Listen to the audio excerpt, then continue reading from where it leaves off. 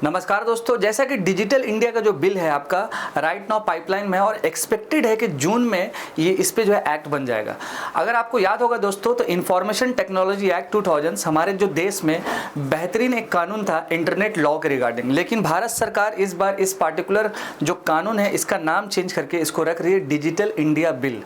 और फाइनली फिर क्या होगा कि प्रेसिडेंट का सिग्नेचर होने के बाद फिर ये एक्ट बन जाएगा। तो ये बिल इसलिए बहुत ज़्यादा इंपॉर्टेंट है दोस्तों कि क्योंकि ये कंप्लीटली हमारे देश का जो इंटरनेट लॉ है कि किस तरह से हमारे देश में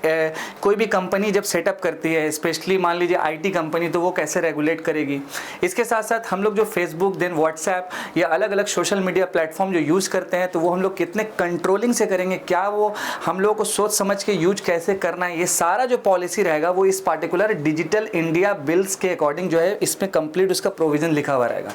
अब दोस्तों यहाँ पर सवाल ये है कि आखिर ये डिजिटल इंडिया बिल हमारे इकोनॉमी से कैसे रिलेटेड है और इस पार्टिकुलर डिजिटल इंडिया बिल में हमारे भारत सरकार ने पिछला जो गुजरा हुआ आईटी एक्ट है इसमें क्या क्या चेंजेस किया है, क्या वो इंपॉर्टेंट एम्स एंड फोकस है और हमारे एग्जाम्स के पर्सपेक्टिव से ये कितना महत्वपूर्ण है और किस पार्टिकुलर जनरल स्टडीज़ में ये पार्टिकुलर जो चैप्टर है ये सब्जेक्ट्स जो है जाता है। फर्स्ट ऑफ ऑल दोस्तों, डिजिटल इंडिया बिल का जो ड्राफ्ट है ये लगभग जून में आपका आ जाएगा। आप देख सकते हैं इंडियन एक्सप्रेस का जो आर्टिकल है यहाँ पर, और इसमें ये भी एक्सपेक्ट किया जा रहा है कि हमारे देश का जो डिजिटल इकोनॉमी है जिसमें टारगेट किया जा रहा है $1 ट्रिलियन का या 20% ऑफ द जीडीपी का, ये रिमेंबर आपको रखना है, ठीक है। अगर हम बात करेंगे दोस्तों यहाँ पर एक इंपॉर्टेंट और पॉइंट्स का कि ये जो पार्टिकुलर डिजिटल इंडिया जो बिल आने वाला है ये सक्सेसर है किसका, इंफॉर्मेशन टेक्नोलॉजी एक्ट 2000। बहुत सारा जो है ऐसा फेमस केसेस हुआ है दोस्तों, जैसे रिसेंट्स में भी क्या हुआ, जो रेसलर हैं जो दिल्ली में आपका प्रोटेस्ट चल रहा है, तो अभी रिसेंट्स में आप देख सकते हैं कि उनका जो एक फेक इमेजेस था यहाँ पे जिसको हम लोग कह सकते हैं मॉफ्ड इमेजेस, तो यहाँ पर ये काफ़ी वायरल पिक्स है तो जिसमें AI that is called artificial intelligence और इसके साथ साथ डीप फेक्स जो एक टेक्नोलॉजी है इसको यूज करके इस पार्टिकुलर इमेजेस को चेंज कर दिया गया है। अब आप ही सोच सकते हैं दोस्तों, अभी हमारा जो देश है या कह सकते हैं कि पूरा वर्ल्ड है वो डिजिटली जो है कनेक्टेड हो चुका है। अगर हम अपने आप को अपडेट नहीं कर पाएंगे, नए नए रूल्स रेगुलेशंस को नहीं ला पाएंगे तो इस तरह का जो प्रॉब्लम्स होता है हमारे सोसाइटी में उसको हम लोग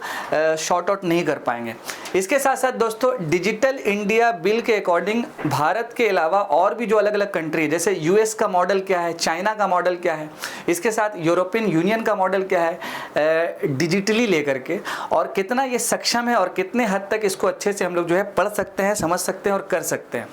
ये जो टॉपिक है दोस्तों ये GS2 का पार्ट है। द हिंदू से लेकर एक्सप्रेस तक हर एक न्यूज़पेपर पे इसका आर्टिकल था, तो इसके बैकग्राउंड को थोड़ा समझेंगे और इस पार्टिकुलर बिल्स में क्या क्या इंपॉर्टेंट एक्सपेक्टेशन है वो हम लोग देख लेंगे। सो ओवरऑल दोस्तों रिसेंट में अभी आपको मालूम होगा कि ministry of electronics and information technology ने एक बिल जो है पार्लियामेंट के सामने पेश किया और उस बिल का नाम था डिजिटल इंडिया बिल के नाम से, और फाइनली ये जून में ये एक्ट बन जाएगा नॉर्मली और ये कहलाएगा डिजिटल इंडिया एक्ट 2023 जो रिप्लेस किसको करेगा, तो आपके आईटी एक्ट 2000 को करेगा। अब सवाल ये है दोस्तों, हमारे देश में ये जो डिजिटल इंडिया का कानून है इतना इंपॉर्टेंट है क्यों। फर्स्ट ऑफ ऑल आप देख सकते हैं, मैंने पहले भी डिस्कस किया कि जो मॉफ्ड इमेजेस है या आर्टिफिशियल इंटेलिजेंस का जो टेक्नोलॉजी है या डीप फेक्स का टेक्नोलॉजी है, ये सारा जो कुछ इंपॉर्टेंट है, या फिर कह सकते हैं freedom of speech and expression हो गया,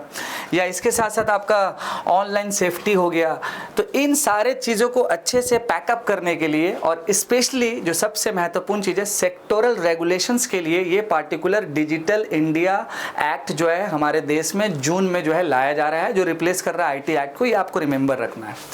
इसके बाद दोस्तों कुछ इंपॉर्टेंट पॉइंट और भी है जो हम लोग समझेंगे इस पार्टिकुलर एक्ट के अकॉर्डिंग, जो आपके एग्जामिनेशन पॉइंट से काफ़ी इंपॉर्टेंट है कि आखिर पार्टिकुलर क्या नीड पड़ा इस पार्टिकुलर नए एक्ट का, that is called digital India जो अभी राइट नाउ बिल है। तो पहला आपको देख लेना है कि to define the digital space in which it regulates while trying to put more emphasis on the data handling policies। जैसा कि आए दिन आप सुनते होंगे कि फेसबुक मान लीजिए कंपनी है तो ये स्कैंडल हो गया, भारत का बहुत सारा जो डेटा है वो फेसबुक या और भी जो अलग अलग ऑर्गेनाइजेशन है वो आपकी अमेरिका ले जा रही है। रिसेंट्स में अभी यूरोपियन यूनियन भी सैंक्शंस लगाया था, आपको रिसेंट्स का जो जियो पॉलिटिक्स था उसका न्यूज़ आपको आया होगा। तो हमारे भारत में ये जो डिजिटल इंडिया एक्ट जो आने वाला है जून में, इसका सबसे इम्पॉर्टेंट जो वर्क है कि डेटा हैंडलिंग पॉलिसीज़ को काफ़ी स्ट्रॉन्ग करना।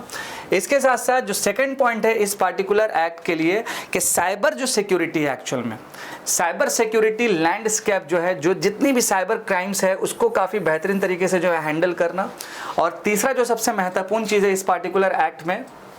साइबर सिक्योरिटी के अलावा भी कि सबसे पहला point sectoral regulation. Sectoral regulation that means कि जैसे आपका टेलीकम्युनिकेशंस हो गया, चाहे वो आपका अलग अलग जो टेलीकम्युनिकेशन सर्विसेज जो प्रोवाइडर कंपनीज़ है, तो इन सारे लोगों को अच्छा सा पॉलिसीज़ देना, उसको अच्छे से हैंडलिंग करना और जितनी भी इम्पॉर्टेंट जो भी डेटा पॉलिसीज़ है उसको अच्छे से हैंडल करना। यही सबसे इम्पॉर्टेंट पॉइंट है इस पार्टिकुलर डिजिटल इंडिया एक्ट का, जो जून में आपका ये कंप्लीट हो जाएगा। इस पार्टिकुलर पॉइंट्स को आपको अच्छे से समझना है। इसके बाद दोस्तों कुछ और भी इंपॉर्टेंट है पॉइंट, जैसे कि the new digital act to act as a catalyst for Indian economy by enabling more innovation, more startup. ये कानून आने के बाद क्या होगा कि ज़्यादा से ज़्यादा स्टार्टअप आएगा, ऐसा सरकार का कहना है। इसके साथ साथ आपका हमारे देश का जो इकोनॉमी है ये टारगेट किया जा रहा है कि 20% दैट इज कॉल्ड $1 ट्रिलियन तक जो है जा सकता है।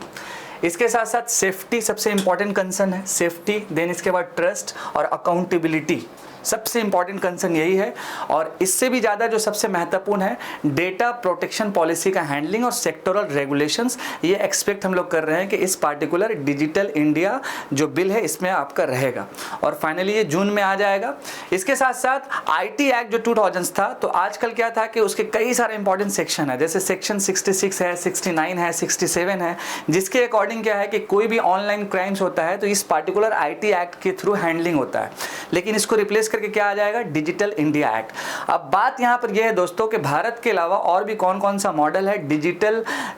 नेटवर्क्स को लेकर के, तो यहां पर आपका एक यूएस का मॉडल है, यहां पर एक आपका यूरोपियन यूनियन का मॉडल है और इसके साथ साथ आपका चाइना का भी मॉडल है। अगर हम बात करेंगे यूएस के मॉडल का तो आपको रिमेंबर रखना है कि यहां पर भी सेक्टोरल जो रेगुलेशन होता है, सेक्टोरल रेगुलेशन मतलब किसी एक पार्टिकुलर सेक्शंस को या फिर एक पार्टिकुलर जोन्स को टारगेट अच्छे से करना, अलग अलग उसके लिए पॉलिसीज बनाना, सेक्टोरल रेगुलेशंस आपका हो जाता है।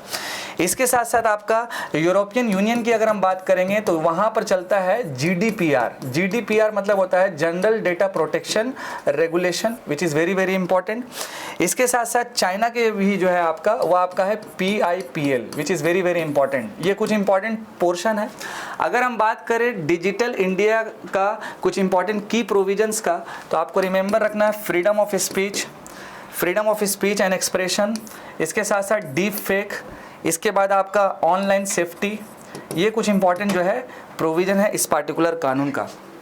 तो आशा करते हैं दोस्तों कि ये जब कानून आएगा जून में तो काफ़ी जो है महत्वपूर्ण साबित होगा और ख़ासकर जो पर्पज़ है हमारे भारत सरकार का उसके अकॉर्डिंग जो है ये अच्छे से जो है वेलफुल काम होगा और जो हमारी भारत सरकार हमारे इकोनॉमी के लिए चाहती है, हमारे देश के डेवलपमेंट के लिए चाहती है, वो ज़रूर सक्षम होगा। तो इन्हीं सारी चीज़ों को लेकर के आपके सामने से हम अलविदा लेते हैं। मैं आपका दोस्त और आपका host Adnan sir, thank you so much. जय हिंद दोस्तों।